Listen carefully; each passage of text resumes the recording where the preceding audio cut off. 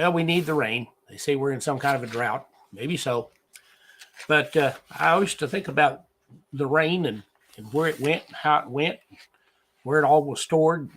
Begin to find that there are times when a lot of that water goes down into caves.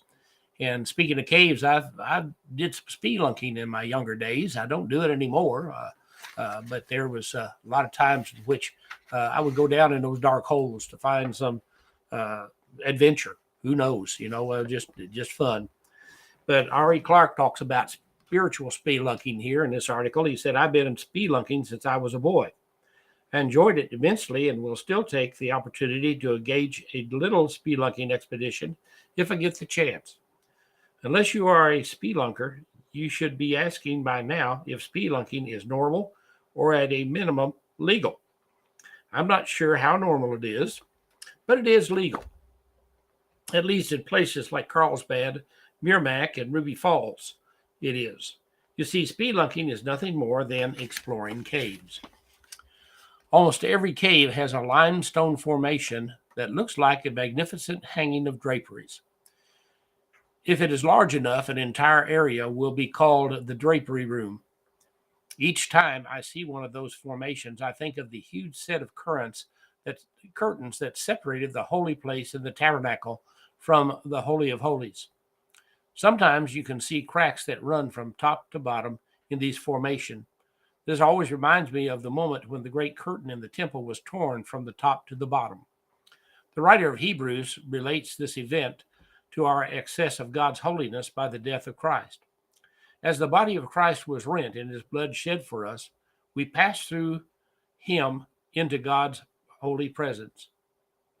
As Christ declared his work of salvation to be finished, we then can hold fast the confession of our hope without wavering, for he who promised is faithful, according to Hebrews 10:23. I cannot help but imagine that the priests that were serving in the temple that day must have stood in amazement at the unseen hand that tore the massive curtain from top to bottom. But I also imagine that they soon got out their needle and thread and started sewing the curtain back together. That's always the way of religion. It never removes the barrier between man and God. It preserves it. Why not do a little spiritual spelunking today? Take a step behind the curtain of your religious activity and see that God never commanded that the curtain be resewn. God is not interested in repairing the old. He is engaged in removing the barrier between you and him.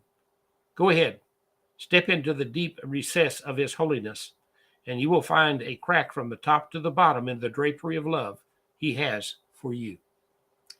An interesting thing that happened after the temple curtain was rent. They never could shut the temple doors from that point on. They couldn't keep them shut because they were also cast wide open, which means that you and I have access to God through Jesus Christ. Isn't that a wonderful thought on a rainy day? We have access. God bless you.